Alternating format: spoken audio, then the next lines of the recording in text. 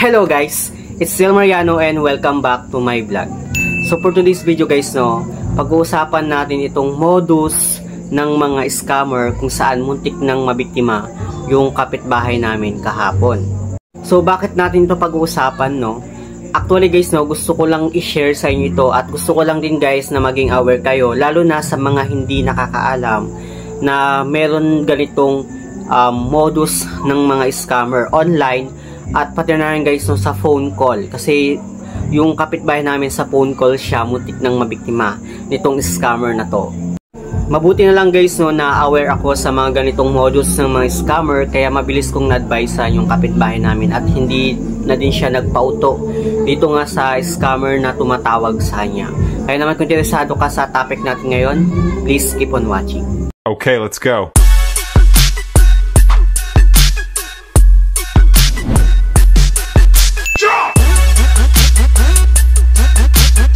So ayun nga guys, kahapon pumunta dito yung kapitbahay namin na babae sa tindahan ko. Tapos meron siyang kausap through phone call.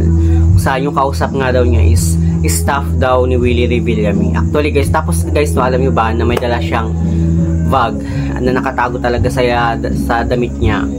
Kasi akala magki-claim nga daw siya ng pera through GCash. Kasi isi-send nga daw yung pera sa kanya through GCash. At ayun nga, yung nakausap nga daw niya na staff daw ni Willie Revillame, nanalo nga daw siya ng lupa yata, tapos bahay, hindi ko alam, basta yun yung pinag-uusapan nila. Tapos nanalo din siya ng cash, which is malaking amount yung binanggit nitong scammer na to.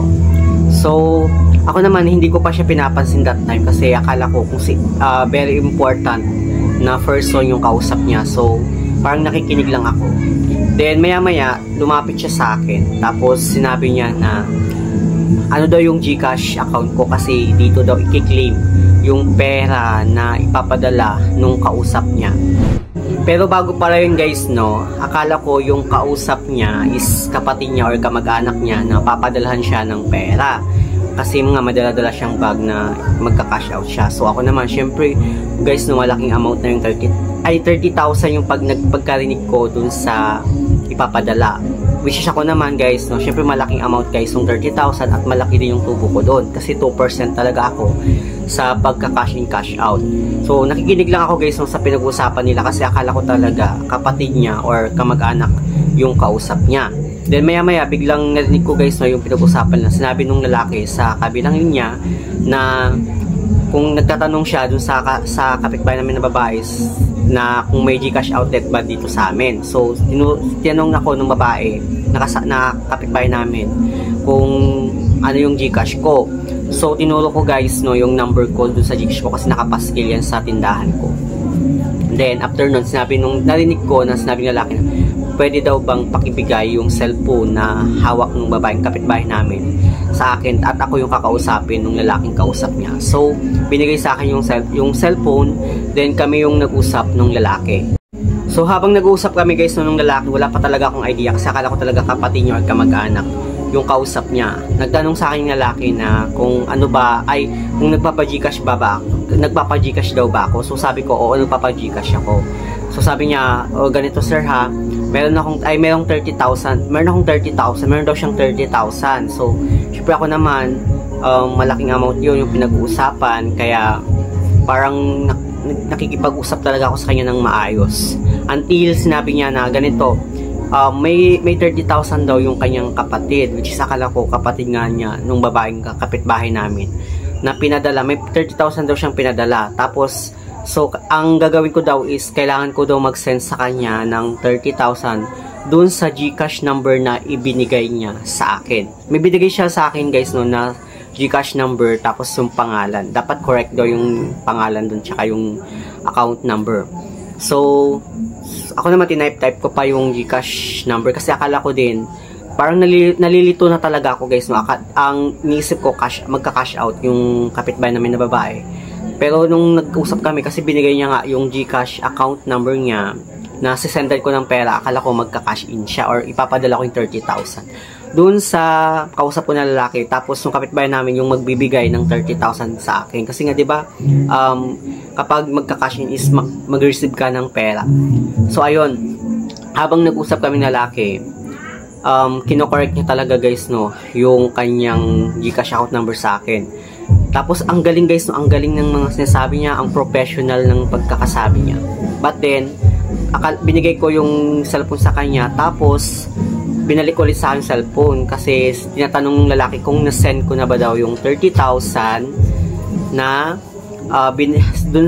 kung na-send ko na ba daw yung 30,000 dun sa GCash number na binigay niya sa akin. So sabi ko, bakit ko naman i-send agad yung 30,000 sa GCash account number na ginagamit mo kung wala pa sa akin yung bayad or yung payment? Kasi payment first muna bago ako mag-send ng GCash transactions. And by that time guys, no, tumaas na yung tono ng boses nitong scammer na to.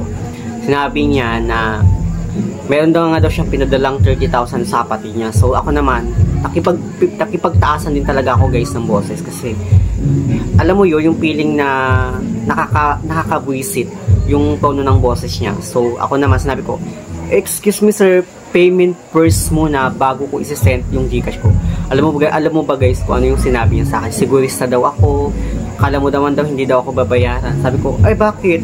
Sino ka ba para sendan ko ng 30,000? So sino siya, diba? Sino siya para sendan ko ng 30,000 knowing na wala pa siyang binibigay sa akin na pera?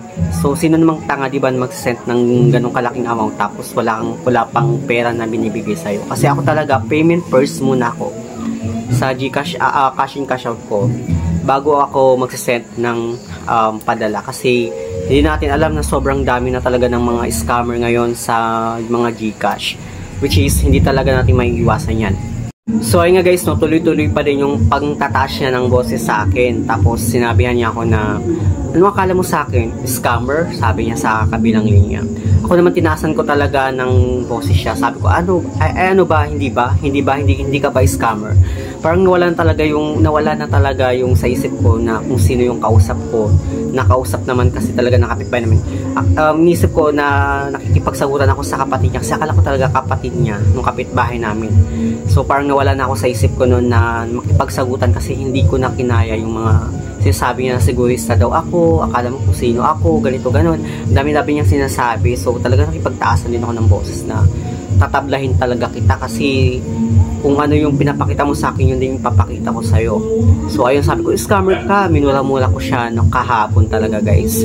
Kasi sobrang hindi ko talaga nagustuhan yung tono ng boses niya. Which is ganun talaga ako. Pag once na hindi ko talaga nagustuhan yung tono ng boses mo, makikipagtabla talaga ako sa'yo.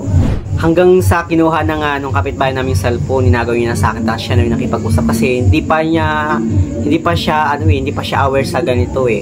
Like, hindi pa nagsising in sa utak niya na ini-scam na pala siya nitong kausap niya. Kasi akala niya is padadalhan siya ng 30,000 nung kausap niya.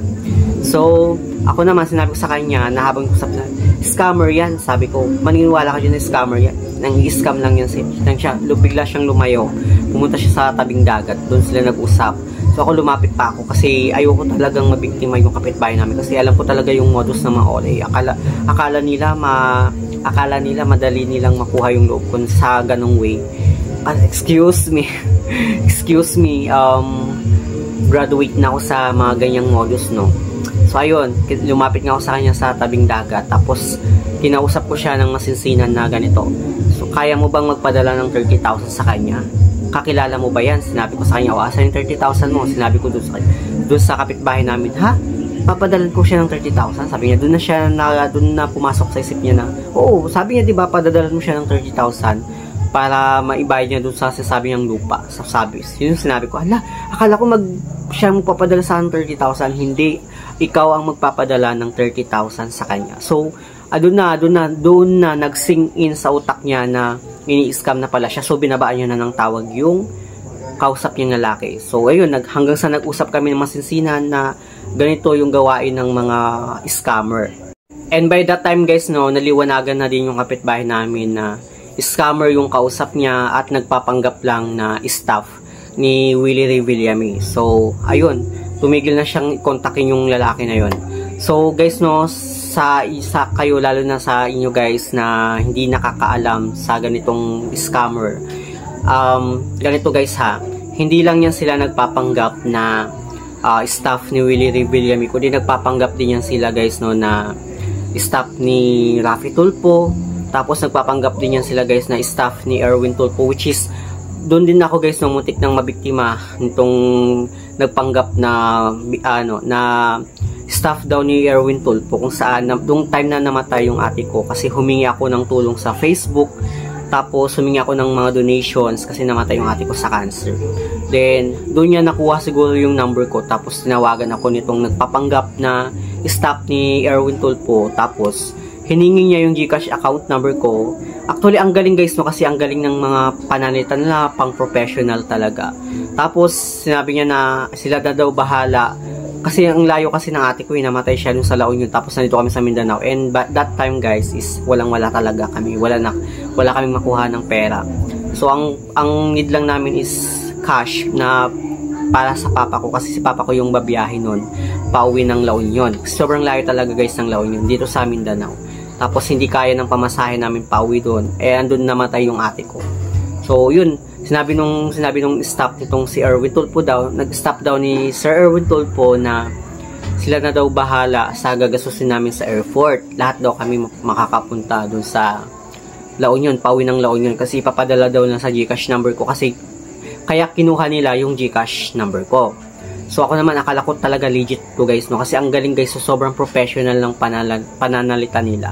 So ako naman, binigay ko yung GCash account number ko. Nung binigay ko sa kanya, tinatanong niya kung meron daw bang nag-text na code doon sa GCash account number ko. So sabi ko meron, sabi ko kailangan daw ibigay ko yung code doon sa kanila para ma-send na yung tulong nila financially sa amin.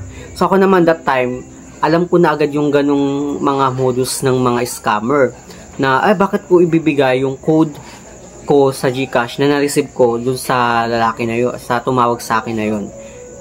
Privacy ko yun, kasi alam ko hindi sinishare yung code na na-receive mo sa GCash dun sa kahit na sino guys, which is hindi talaga guys sinishare. So guys, no, gusto ko lang i-advise sa inyo na kapag may tumawag sa inyo na nagpapanggap na staff ni Willie Revillame, nagpapanggap na staff ni Raffy Tulfo, ni Erwin Tulfo, tapos hiningi yung GCash account number nyo, tapos may na-receive kayong code, wag nyong ibibigay yung code na na-receive nyo sa kanila, kasi pag once na binigay nyo yung code nyo sa kanila, magkakaroon sila ng access sa GCash account number nyo, kung saan makukuha lahat ng laman ng GCash mo. At yan yung dahilan guys, no, ng marami sa atin, lalo sa mga hindi aware, na kaya siguro nawawala yung laman ng GCash nila, kasi nagkaroon na ng access yung mga scammers sa GCash nila, kasi binigay nga yung code na na-receive nila dun sa account number nila. So please guys, no, wag kayo magbibigay ng mga code na na-receive nyo sa number nyo sa kahit na sino, lalo na sa mga hindi nyo kakilala guys. And guys, no, take note, wag kayong magtitiwala sa mga nakakausap nyo through phone call, lalo na kung hindi nyo kakilala, tapos magpapadala kayo sa kanila ng, kunwari nanalo daw kayo ng malaking amount na ipapadala sa inyo, pero bago nyo makuha yon, kailangan nyo munang magbigay sa kanila ng parang service charge, mga ganyan. Huwag kayo maniniwala guys, no, kasi hindi yan totoo. Pagkakaperahan lang nila kayo, nasa inyo guys nung magpapaniwala kayo. Basta ako guys, yung advice ko sa inyo, huwag kayo magpapaniwala sa mga ganyang modus ng mga scammer, kasi once na binigay nyo guys yung buong tiwala sa kanya, nakabigay na kayo ng pera, wala na, after nun mawawala na yung contact nyo sa kanila, like ibablock na nila kayo after nun guys, after nilang makuha yung kailangan nila sa'yo. Kaya please guys, wag kayong magpapabiktima sa mga ganitong klase ng scammer.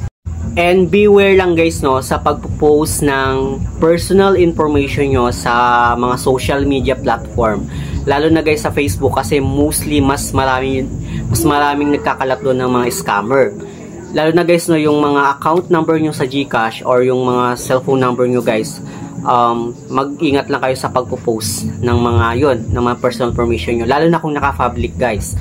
Actually, mostly, yung mga nabibiktima talaga guys is yung mga, 'di ba, yung mga tao syempre tao guys, na nagko-comment ng mga account number nila dun sa mga sikat na influencer. Halimbawa, may isang sikat na influencer na sabi niya magpapa-Gcash giveaway nga daw siya. So, ilalagay mo lang yung account number mo sa account number mo or yung Gcash account number mo dun sa comment section at mamimili siya kunwari ng mananalo, which is legit man yung influencer na yon na nabibigay talaga ng pera, pero dun guys sa comment section nagkakalat dun lahat, nagkalat dun yung mga scammer na mambibiktima sa inyo. Kaya guys, ingat-ingat sa pagpo-post ng inyong Gcash account number or yung cellphone number nyo. So yun lang naman guys, no, yung ating topic ngayon. Sana naging aware kayo sa mga ganitong klase ng modus ng mga scammer na nagkakalat talaga guys sa social media platform, lalo na sa mga phone call na nagpapanggap na staff daw ng ni Willie, ni Rafi Tulfo or ni Erwin Tulfo, ni Sir Erwin Tulfo. Kaya guys, ingat-ingat kayo. So yun naman guys yung ating topic ngayon. Sa mga hindi pa pala nakakapag-subscribe sa aking YouTube channel, please don't forget to like, share, subscribe, click the notification bell para updated ka lagi sa aking mga susunod na video. Thank you guys, thank you for watching, and see you on the next video. Bye!